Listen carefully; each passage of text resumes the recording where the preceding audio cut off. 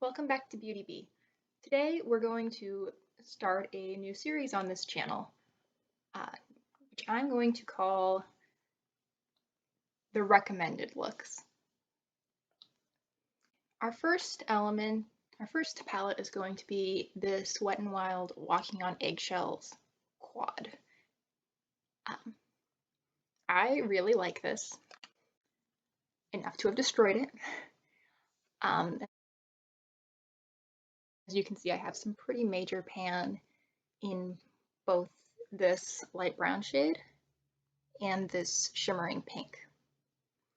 So I don't know why this has become less of a trend over the last few years, but many older palettes and a lot of drugstore quads in general will have these little recommended suggested looks on the back where it will show you, here's the shadow you should wear, here's where you can place it.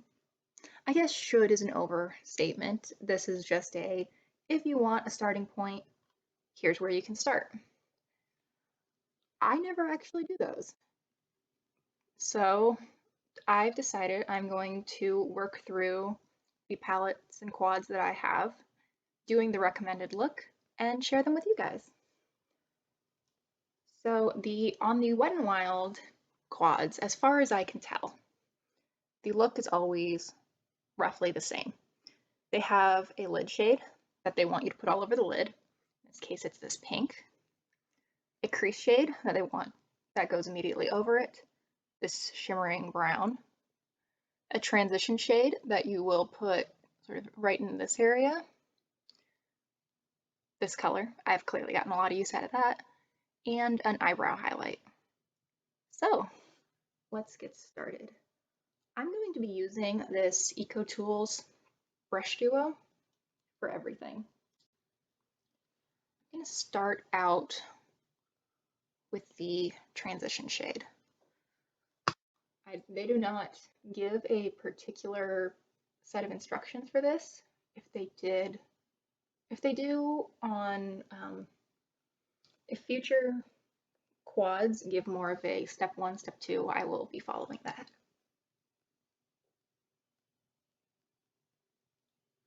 Right, that was easy enough.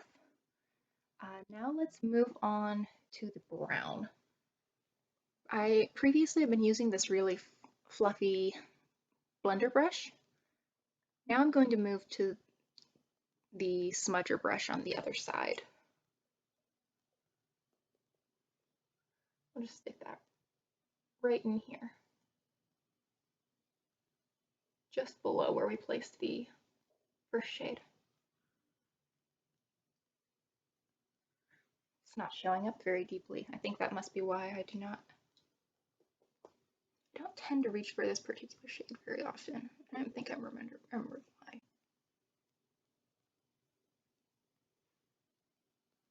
Gonna add a little bit more.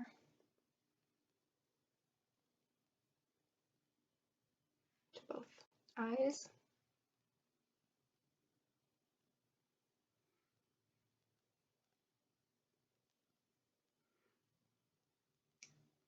And we are looking very neutral right now. Finally, oh, well, not finally, to finish off the lid, we're going to use this pink all over the lid. I feel like a much less glam Tati as I do this with this hand mirror. I'm always so jealous of that Snow White one she has. Just all over the lid. I usually, when I use this palette, what I do is put this pink shade over only about 2/3 my lid, and then I will go in with a darker color, sometimes this brown, sometimes just another color that I have, because I've got plenty in the crease and in the outer corner. And finally, we're going to use this white shade just right under the brow.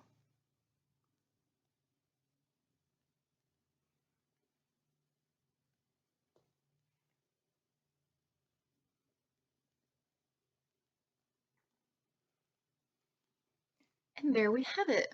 I was actually expecting that this would be a little bit more dramatic, a little darker when I started.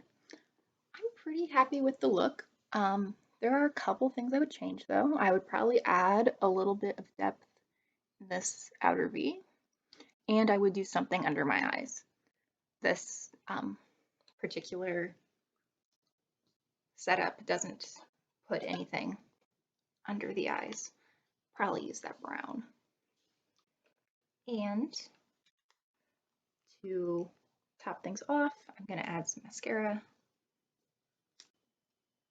and a little bit of lip product.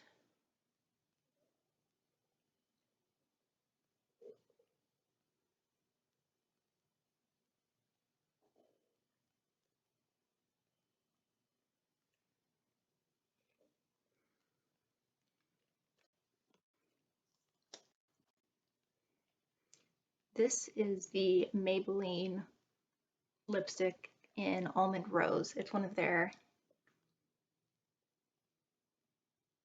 creamy mattes.